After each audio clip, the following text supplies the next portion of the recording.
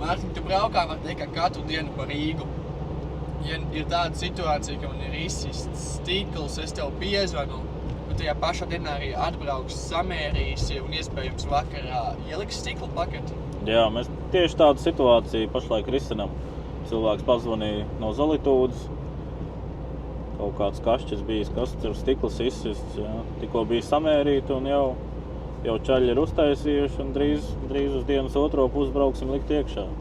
Tā kā jā, tas viss ir reāli. Un kādas izmaksas tam visam būtu? Izmaksas ir ļoti dažādas, tas atkarībā no situācijas. Ja, tāpēc mēs vienmēr klientam dodam principā, kad ir 4 variants. 4 variants, no kā viņš var izvēlēties, ja, lai mēs to izdarām dienas laikā, vai 2 dienu laikā, teiksim, vai nedēļas laikā, vai viņš var gaidīt vēl ilgāk. Vai nu vēl, teiksim, vēl vienu variantu, ja, ko mēs esam sākuši praktizēt.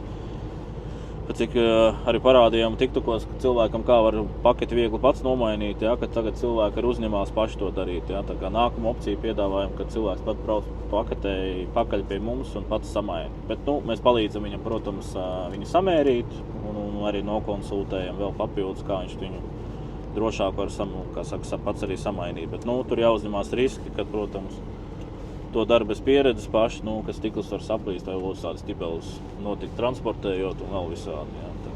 Tāpēc labāk šo darbu uzticēt jums, man šķiet. Priekš tam mēs esam, lai palīdzētu. Jā.